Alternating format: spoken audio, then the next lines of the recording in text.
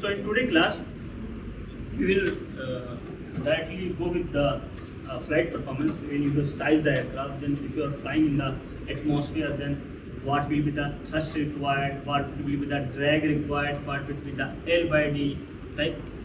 So all these concepts we will cover in this class. For example, like here, when you flying at a steady state level flight, for example, let's say this is the case, and when I say a steady state level flight, that means steady means anything is not changing in the time.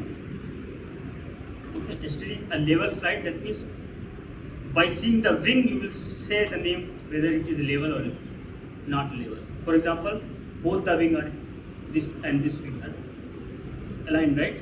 There is no deflection like this. It is a level with respect to the horizontal. So, and anything is not changing with the time. So, steady state means clear, right? Clear to you, right?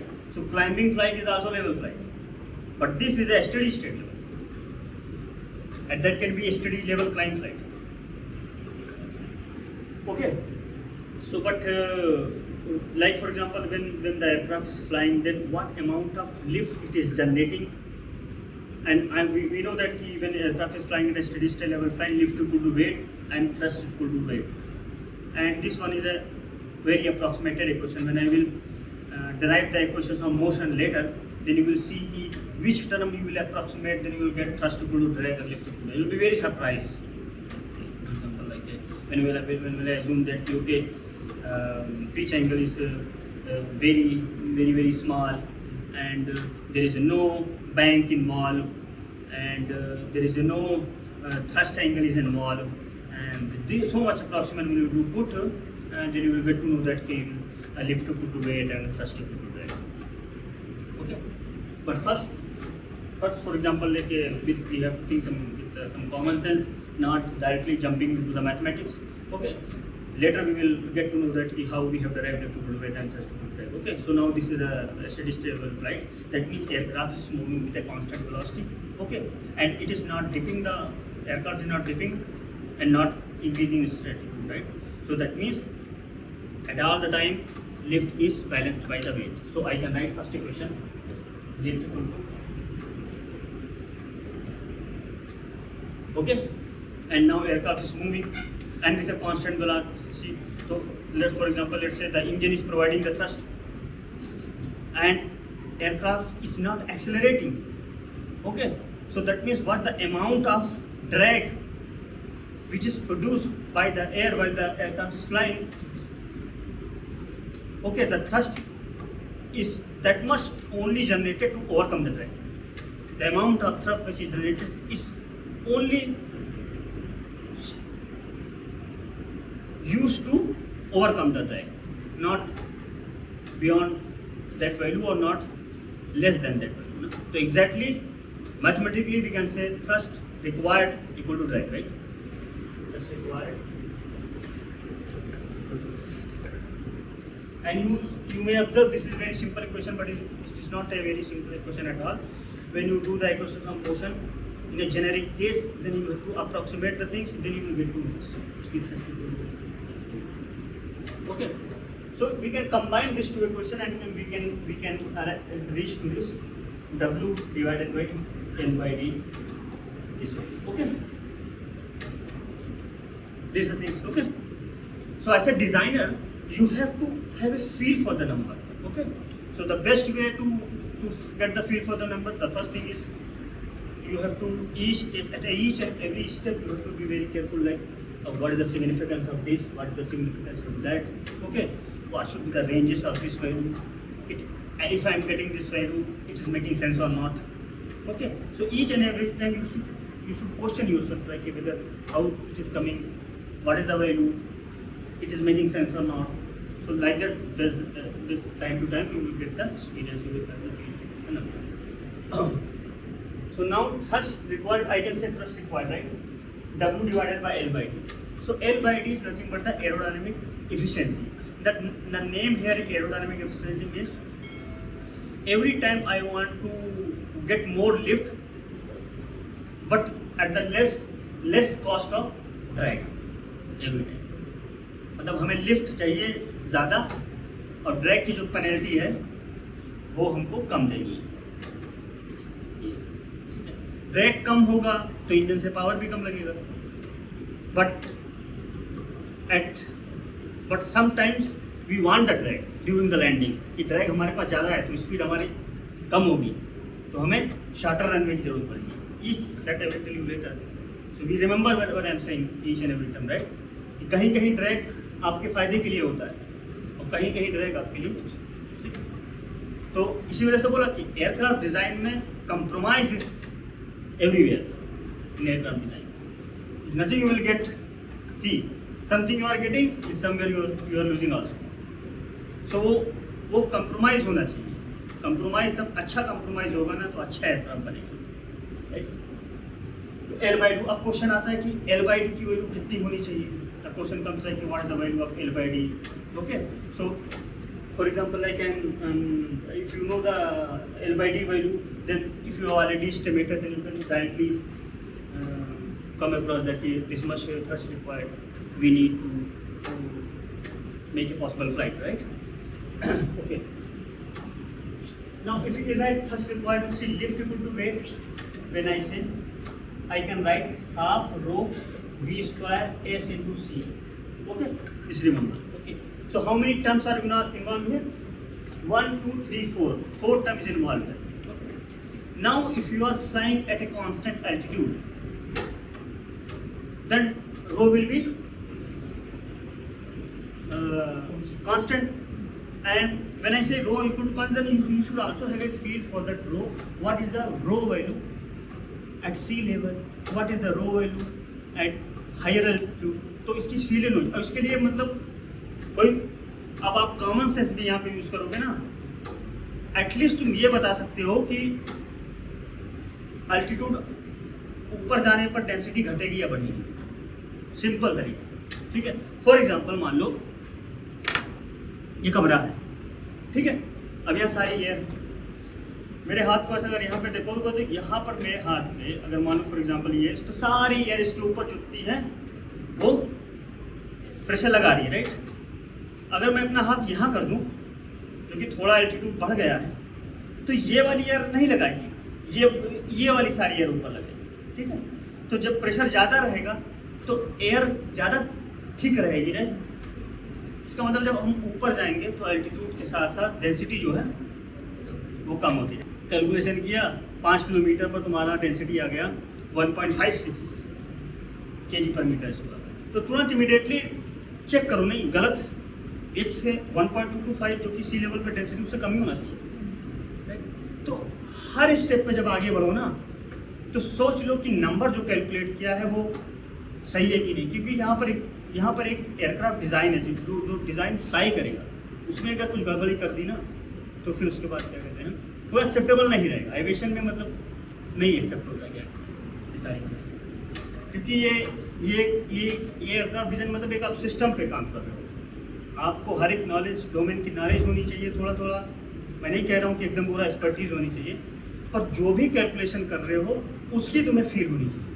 ये नहीं कि number निकाल दिया तो बस, feel होनी चाहिए, wing loading की फील होनी चाहिए कि वेट है, इतना एरिया लिफ्ट कर दिया, फील होनी चाहिए, इतना पावर रिक्वायर्ड है, फील होना चाहिए, L/D इतनी वैल्यू फील होनी चाहिए, डेंसिटी इतनी आ रही फील होनी चाहिए, सब नंबर का फील होना चाहिए।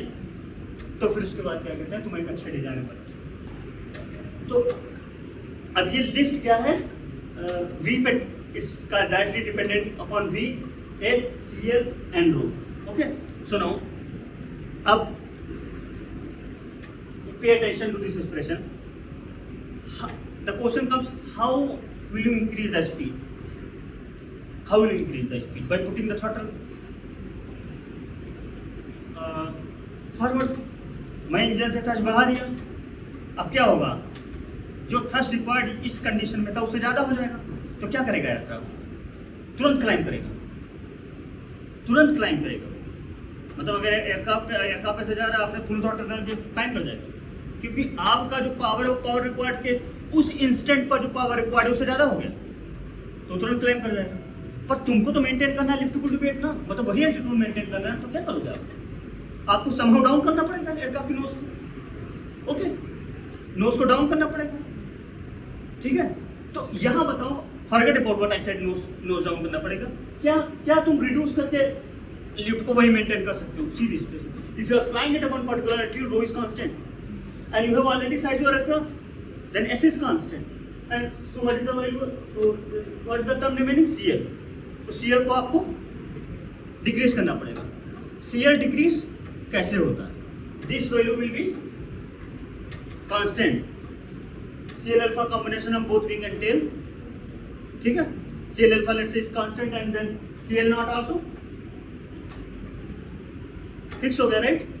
So now you can change the elevator deflection, you can deflect the elevator in order to change the CL। जो पीछे सरफेस लगा है इसको आप डाउन करोगे तो एयरक्राफ्ट नोज डाउन होता है, और एयरक्राफ्ट इसको अप करोगे तो नोज अप होता है।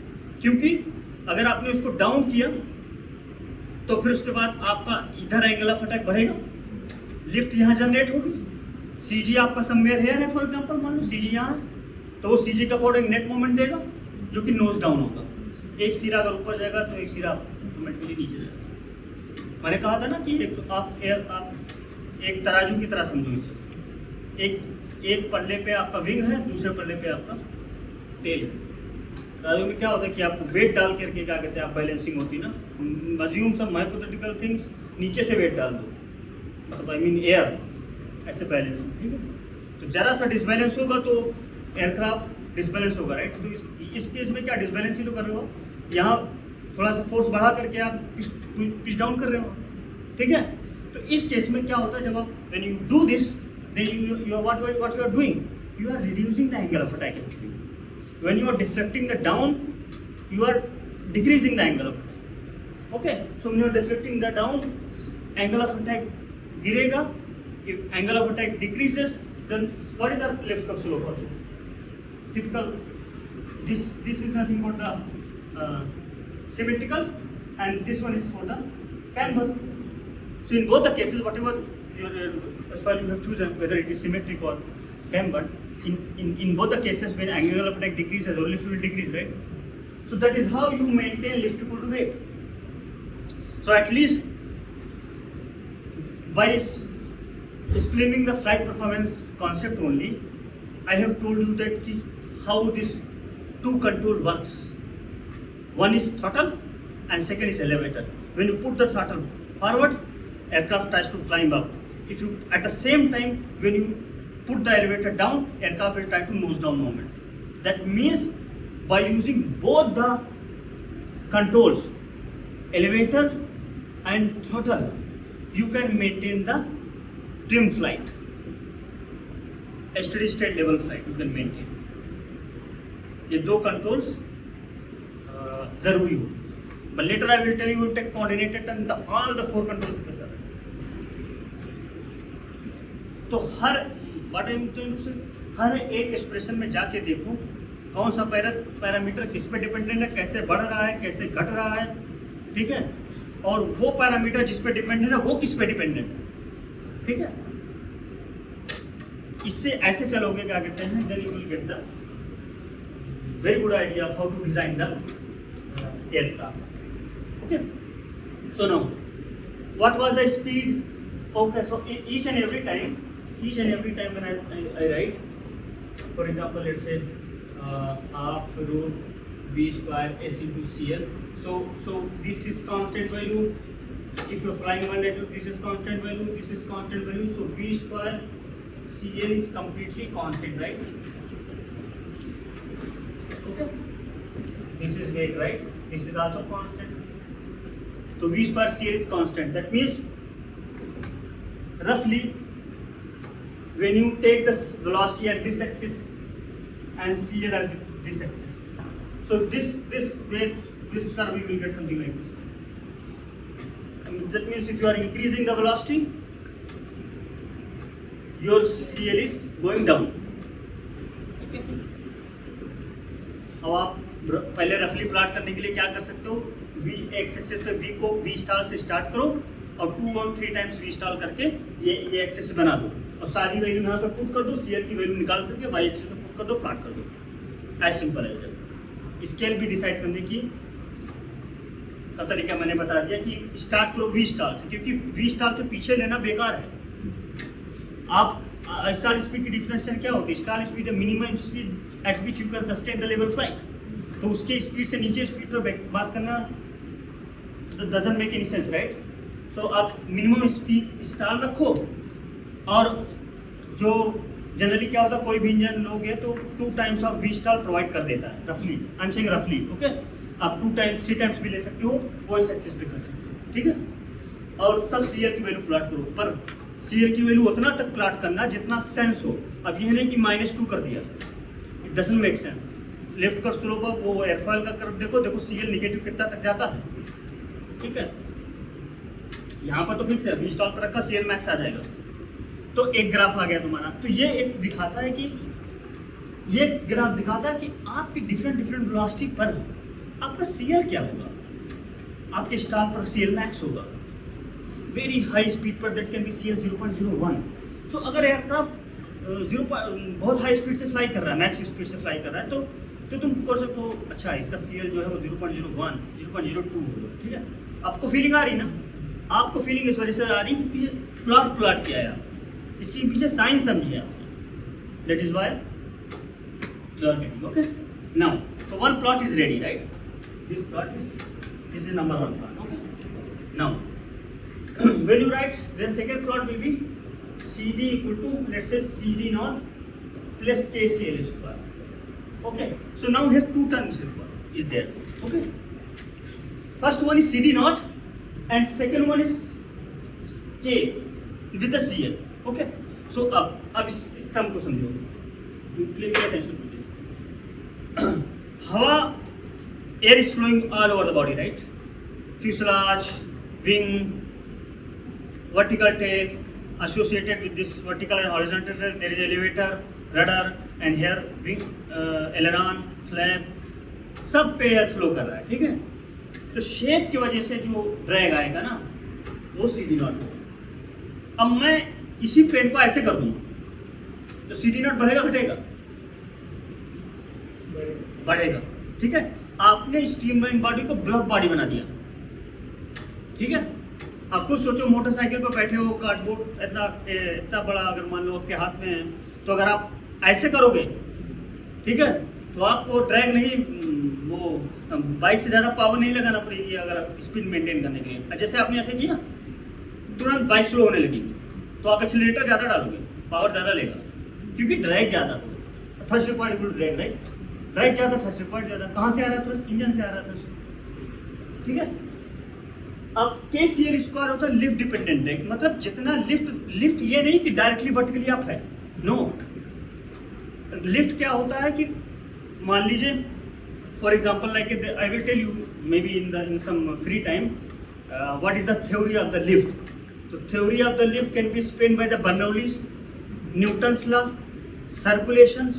There is a many way to define the lift. तो कोई मेथड कहीं फेल होता है, कोई मेथड कहीं फेल होता है, ठीक है? तो सबके बारे में मैं लिफ्ट के बारे में बताऊंगा कि बर्नौली जहाँ फेल हुआ वहाँ सर्कुलेशन से लिफ्ट जनरेट करती है, ठीक है? और यहाँ पर पहले समझो कि लिफ्ट कॉमन सेंस से समझो तो कि नेट प्रेशर जनरेट हुआ, ठीक है? पर नेट प्रेशर वर्टिकली अब थोड़ी ना जनरेट हुआ, रिजल्टेंट फोर्स हम एंगल पर है, ठीक है? तो अब एक कंपोनेंट लिफ्ट होगा और एक कंपोनेंट ड्रैग होगा। लिफ्टिंग लाइन थ्योरी में जब आप एरोड्राम में जाके पढ़ोगे तो आपको समझ में आएगा कि वो L sin phi L cos L, क्योंकि ये जो कंपोनेंट है ना, ये इसका एक कंपोनेंट लिफ्ट होगा, एक कंपोनेंट ड्रैग होगा। If I am not mistaken there is a L sin alpha is nothing but the drag. H sin alpha where is the induced angle of a type. Okay, so lift dependent drag मतलब lift जितना बढ़ाओगे drag बढ़ जाए, क्योंकि lift अगर बढ़ाया, net pressure अगर बढ़ा तो ये वाला कंपोनेंट बढ़ेगा ना, तो जो इन दोनों का कंपोनेंट होगा लिफ्ट भी बढ़ेगा, ड्रैग भी बढ़ेगा। So now that part is KCL square, okay? Now researchers has found out the K is nothing but the 1/pi into E into aspect ratio, ठीक है? अब फिर से 2 टर्म आ गया, E आया, एस्पेक्ट रेशियो आया, ठीक है। तो ई बताता है, E is a Oswald efficiency factor, right.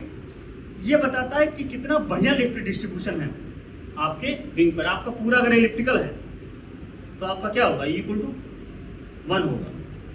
और मान लीजिए कहीं लिफ्ट गड़बड़ाई, मतलब ये मान के चलते हो आप कि यहाँ से लिफ्ट आपका रूट पे मैक्सिमम होगा और यहाँ पर जाके एकदम टिप पे जाकर के क्या कहते हैं आपका 0 हो जाएगा। ये आप मान के चलते हो इलेक्ट्रिकल लिफ्ट डिस्ट्रीब्यूशन। ये वन साइड विंग का मैंने ड्रा किया, ठीक है। ओके, ठीक है। अब मान लीजिए एयरक्राफ्ट सरफेस पे कहीं पे कुछ पार्ट रफ हो या कुछ और भी लगा है, दूसरा कंपोनेंट पाइलान लगा हुआ है इंजन का, वो लिफ्ट कुछ डिस्टर्ब कर देगा, ठीक है। लीजिंग स्लैट फ्रेम लगे हैं, कुछ डिस्टर्ब हो जाएंगे। फ्लो को टर्बुलेंट बनाने के लिए यहाँ कुछ ऊपर सरफेस लगा हुआ है, फॉर एग्जांपल मान लो एक्सपोज टू द एयर, ठीक है, वो डिस्टर्ब कर देंगे। तो हो सकता है ये लिफ्ट जो है आपकी ऐसे ना हो करके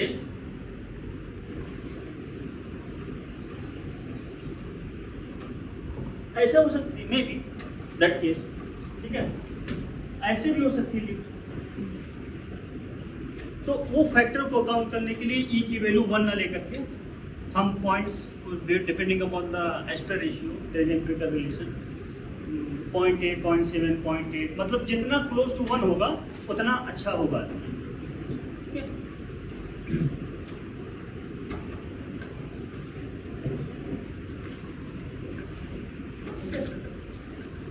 And the second one is an aspect ratio. Okay. So now see this aspect ratio. Simple definition मैंने बताई थी। एस्पेक्ट रेशियो मतलब दो चीजों का रेशियो होता है, लंबाई बटे चौड़ाई। तो लंबाई मैंने ये बोल दिया स्पैन को, और चौड़ाई मैंने कॉर्ड बोल दिया, तो B/C को मैंने एस्पेक्ट रेशियो बोल दिया। अगर एस्पेक्ट रेशियो बहुत ऊपर और नीचे C बार का मल्टीप्लाई कर दिया तो B/C मेरा विंग का एरिया बन गया, equivalent to the rectangular area, and we call it as B²/AC the aspect ratio. General definition. Net force upward direction, right, that means जो प्रेशर साइड है that will be that pressure ज़्यादा होगा और suction side में कम होगा। Interesting phenomena है कि ये बता दूं मैं कि सक्शन साइड से ज़्यादा रिस्पॉन्सिबल होता है लिफ्ट के लिए, ठीक है। अगर मैं एयरफॉयल बनाऊँ, देखिए एस्पेक्ट रेशियो पे मैं रुका हुआ ना, ठीक है। अगर मैं एयरफॉयल ले लूँ ऐसे, तो ये एरिया जो है ना, ये एरिया जो है लिफ्ट जनरेशन के लिए अपर सरफेस ज़्यादा रिस्पॉन्सिबल होता है, ठीक है। क्योंकि अगर मैं ऐसे ले लूँ दो एयरफॉयल, एक कैम्बर ऐसे ले लूँ और दूसरा कैम्बर ऐसे ले लूँ, जिसमें मैं फ्लैट बॉटम कर दूँ, फ्लैट बॉटम करने से उतना इफेक्ट नहीं आएगा अगर मैं टॉप सरफेस को बॉटम कर दूँ। Suction side is more responsible for the, मैं थोड़ा सा मैं इंटरेस्ट जनरेट कर रहा हूँ कि आप देखो इस तरीके से भी लिफ्ट का भी सोच सकते हैं। यहाँ आपने यहाँ क्या करेंगे, घूमेंगी ऐसे, यहाँ आएगी ऐसे घूमेंगी, राइट। तो इस सर्कुलर पाथ पे जा रही है, राइट। तो कोई भी चीज़ सर्कुलर पाथ पे जाता है तो कौन सा फोर्स जनरेट होता है, सेंट्रीफ्यूगल फोर्स जनरेट होता है कि नहीं होता है। तो वो खींचेगा कि नहीं खींचेगा, राइट, उस साइड में। तो ऐसे सोच सकते हो कि अरे मतलब ठीक है, बर्नौली पढ़ा था, न्यूटन पढ़ा था, पर कभी ये दिमाग में सोचा था कि सर्कुलर पाथ पे ऐसे जा रही तो एक सेंट्रीफ्यूगल फोर्स जनरेट करेगा जो कि एयरफॉयल को रिसर्व या विंग को रिसर्व अपनी तरफ खींचने की कोशिश करेगा इस साइड में, वहीं से लिफ्ट, ऐसा सोच सकते हो। दूसरा ये भी सोच सकते हो कि अगर मैं मान लो बाउंड्री लेयर हटा दूँ इससे तो क्या लिफ्ट जनरेट होगी अपने आप। जितना कंफ्यूज होगे तुम उतना एयरक्राफ्ट डिजाइन अच्छा सीखोगे, तुम सारे सब्जेक्ट अच्छे सीखोगे। तो जैसे मैं फॉर एग्जाम्पल मैं आज क्वेश्चन एक दे रहा हूँ, कल को मेरे को आंसर देना, मैं बाउंड्री लेयर हटा दूँ, एयरफॉयल हटा दूँ बाउंड्री लेयर, क्या लिफ्ट जनरेट हो, to think and tell the answer. तो मैं ये थोड़ा सा सिग्निफिकेंट बताना चाह रहा था कि अगर लिफ्ट जनरेट होती है तो टॉप एंड बॉटम दोनों रिस्पॉन्सिबल होते हैं, पर दोनों में से ज़्यादा कौन सा responsible, suction side is more important है। नीचे प्रेशर ज़्यादा है, ऊपर कम है, तो एयर की हमेशा वो रहती है कि हाई प्रेशर से लो प्रेशर पे फ्लो करेगी, जहाँ मौका मिलेगा वहाँ करेगी। तो अब देखो इस साइड भी फ्लो करके ऊपर आने की कोशिश करेगी, राइट। यहाँ पे आकर के अगर विंग छोटा है तो इसकी स्ट्रेंथ ज़्यादा होगी आने की. तो that is how the vortex is created, right, which is responsible for induce angle of attack, right. तो अगर एस्पेक्ट रेशियो ज़्यादा होगा तो यहाँ तक आते आते अपनी एनर्जी थोड़ा लूज कर देगी. तो यहाँ पर जब वो कल करेगी एयर तो उसकी स्ट्रेंथ कम रहेगी, मतलब वो इंड्यूस एंगल ऑफ अटैक कम रहेगा उसका, right. I mean to say that. तो अगर एस्पेक्ट रेशियो ज़्यादा है तो के की वैल्यू कम रहेगी. If the aspect ratio decreases, aspect ratio increases, then K value decreases. तो अगर के वैल्यू डिक्रीज होगी तो कितने भी सीएल पे अगर एयरक्राफ्ट फ्लाई करेगा, इंड्यूस ड्रैग का कंपोनेंट कम रहेगा. तो अगर मैं तुमसे बोलूं सिंपल, ये एक फाइटर एयरक्राफ्ट है और एक ग्लाइडर एयरक्राफ्ट है, दोनों में से और दोनों सेम स्पीड पे फ्लाई कर रहे हैं, तो दोनों में से इंड्यूस ड्रैग किसमें कम होगा? ग्लाइडर पर. ठीक है, सिग्निफिकेंस समझ जाओगे कि इसके पीछे का फंडामेंटल्स क्या है, साइंस क्या है, तो फिर तुमको कोई दिक्कत नहीं है ना. कभी एक्सप्रेशन भूलोगे ना, एक्सप्रेशन में जो टर्म सिट है उसको नहीं भूलोगे. ठीक है, तो ये एक्सप्रेशन का चीज़ क्लियर हुआ. C D to C D naught plus K C पर. ठीक है, पर देखो हम क्या करते हैं कि एयरक्राफ्ट के शेप को भी बीच बीच में चेंज कर देते. मतलब मैं इस सेंस में बोल रहा हूँ कि एलिवेटर डाउन किया या एलिवेटर अप किया, वहाँ से भी तो कुछ शेप चेंज हुआ ना. हर एक छोटा सा पोर्शन से शेप चेंज. स्पॉइलर अप कर दिया, फ्लैप डाउन कर दिया. ठीक है, तो उस टर्म को ऐड करने के लिए मैं I can write here C D delta into delta. मैं delta means delta that can be elevator also, delta can be flap also. तो कोई भी कंट्रोल सरफेस अगर आप डिफरेंट कर रहे हो, so that is delta. Okay, and you also have a feel for this number. When you calculate, you will find out that it is always less than 5 to 4% compared to all over the drag. ठीक है, तो कल को मान लो तुम्हें ये value ना पता हो, then based on the total drag, what you have assumed, you can take it at approximately 5%, 4% or other drag. So that is CD. Okay. Now at all speed you will have a CD also. ठीक है, so now you can plot the value of plot CD versus V also. Okay, CD versus V. तो एक plot ये होगा. now second plot is this. now you have a CL also, you have a CD also. divide CL by CD. Okay, CL by CD. now versus V. now this is a third plot.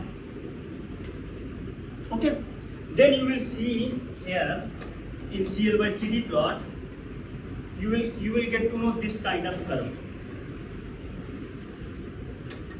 where this will be the L by D and this will be the velocity. So at a higher speed, your L by D is low. Now tell me why it is low. Why the L by D is low? Because at a high speed, your drag will be more. So L by D will be less. L you will try to maintain the same, right? Every time, right? Because L left to good weight. But आप speed बढ़ा करके elevator down करके drag बढ़ा रहे हो, बढ़ाते जा रहे हो, तो एल बाई डी ऑटोमेटिकली कम होगा, राइट? तो ऐसे ड्रॉप होगा एल बाई डी. पर यहाँ भी एक साइन समझो, ये जो मैक्सिमम वैल्यू है, मैक्सिमा जो है ना, maxima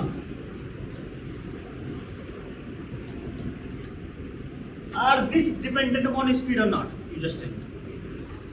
We'll drive them mathematically and we'll check. Okay. CD equal to CD naught plus KCL square. I mean to say, when you design the aircraft, your this maximum point will be independent of flight speed. I have plotted the L by D versus V, right? But here I am saying at a maxima, your L by D is independent of speed. Yes, confusing question है थोड़ा, but mathematical. Okay. So now you divide this by CL. CD naught CL KCL. Why I have divided by the CL? Because I want to work on CL by CD or CD by CL. That is why I have divided by CL. So see in equation whatever so far I am dividing, I also telling the reason behind it. Okay. So now you take this value as a x. So x equal to CD naught by CL plus KCL. Okay. Now in mathematics, what do you do watching maximum and minimum? Maximum minimum check करने के लिए क्या करते हो? Differentiate करते हो. Differentiate करने के बाद उसको इक्वल टू जीरो करते हो. ठीक है, क्योंकि अगर वो मैक्सिमा है तो उस पर जो स्लोप रहेगा वो पैरेलल होगा वाई एक्सिस से. तो पैरेलल होगा तो D Y by D X zero कर दिया. तो D Y by D X को जीरो रखने का रीजन ये है कि भाई एक्स एक्सिस से पैरेलल है. ओके. फिर तो वो मैक्सिमा भी हो सकता है, मिनिमा भी हो सकता है. भाई ऐसा भी हो सकता है, ऐसे भी हो सकता है. तो दोबारा डेरिवेटिव लेते हैं कि वो बढ़ रहा है या घट रहा है. तो यहां से अगर घट रहा है तो मैक्सिमा है, यहां से बढ़ रहा है तो मिनिमा है. ठीक है. तो any how we'll differentiate with respect to CL. Then this is CD naught CL square and K. And when you equate this to 0, you will get to know the CL is under root CD naught by K.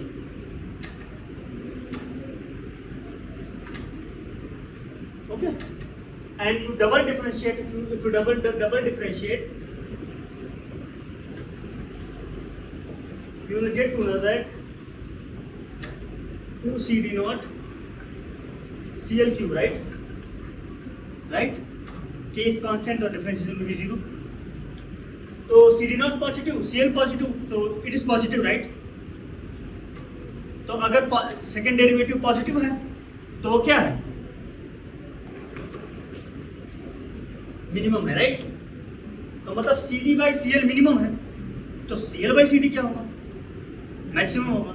अरे जो चीज minimum है उसका inverse maximum होगा ना. ठीक है. तो L बाई डी मैक्स. अब तो पीछे जाओ ग्राफ में एंड टेल दैट सबसे ऊपर वैल्यू कौन सी है? यही तो मैक्सिमा है. तो this point we can call it as L by D max. अब L बाई डी मैक्स कैसे बना? When CL equal to under root CD naught by K, and अगर मान लीजिए आप CL की वैल्यू यहाँ पे पुट करेंगे, so you will get to know that CD equal to CD naught plus K, and this is CD naught by K. This will get cancelled. So CD naught to CD naught. Okay. This is CD. Okay. Now tell me that what is CL by CD max? Which is nothing but the under root CD naught by K CL value and divided by 2 CD naught. Okay. So now this will be approximately under root, not approximately, it is exactly CD naught K. Okay. So for our case, let's have a calculate what is L by D max for our case. For our case,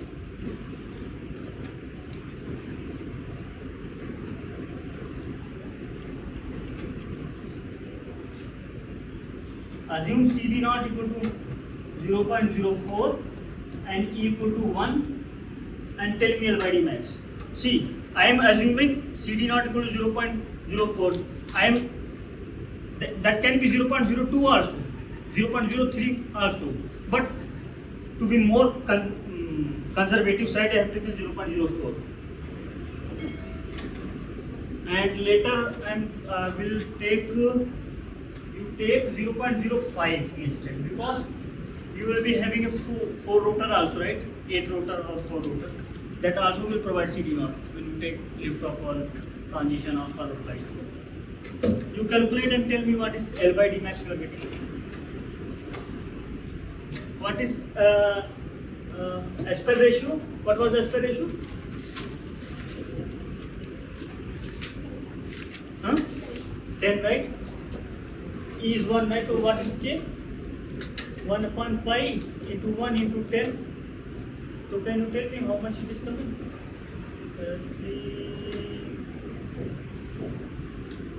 3.71 approximately pi value, right? So 1 upon 37.1. How much you are getting?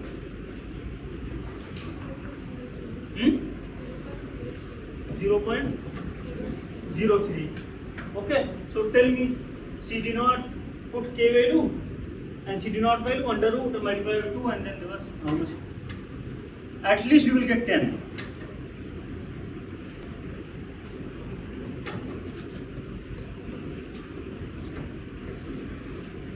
Since you are attending the aircraft design lecture, unmanned aircraft design lecture, you should all have one good calculator. Calculator is must. How much? 12.9 ना, ठीक है? तो approximately I can approximate 13.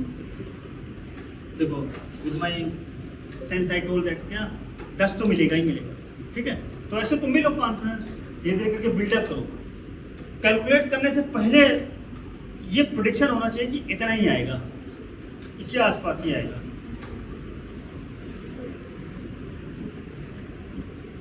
अब देखो, see the expression of L by D max or CL by CD max. L by D x that means in dimensional case and CL by CD that means non-dimensional. अच्छा, by the way, are you aware of why you do the CL not L every time? Non-dimensional lines क्यों करते हैं चीज़ें? सब चीज़ें dimension में क्यों खेलते हैं? डायमेंशन में नहीं खेलते तो नॉन डायमेंशनल में क्यों खेलते हैं? ताकि साइज चेंज करें. हाँ, पैरामीटर. क्योंकि क्या होता है ना कि आप पूरी कमर्शियल एयरक्राफ्ट या बड़ी जनरल एविएशन एयरक्राफ्ट को इंटरनल में नहीं डाल सकते. तो आप क्या करोगे? स्केल करो. स्केल का भी एक तरीका होता है कि भाई रेनॉल्ड्स नंबर के बेसिस पे कर दिया, ज्योमेट्री के बेसिस पे कर दिया, मैक नंबर के बेसिस पे कर दिया. तो स्टैटिक स्केलिंग होती है, एक डायनेमिक स्केलिंग होती है. जनरली क्या होता है कि आप ज्योमेट्री के बेस पे कर दिया कि हाँ भाई बड़े वाले एयरक्राफ्ट का एस्पेक्ट रेशियो 10 था तो छोटे वाले का भी 10 ही होगा. तो ऐसे स्केलिंग करके आपने रेनॉल्ड्स नंबर को मैच करा दिया आपने. तो इससे करके आपको क्या कहते हैं, छोटे एयरक्राफ्ट का जो भी पैरामीटर होगा वो बड़े में लग जाएगा.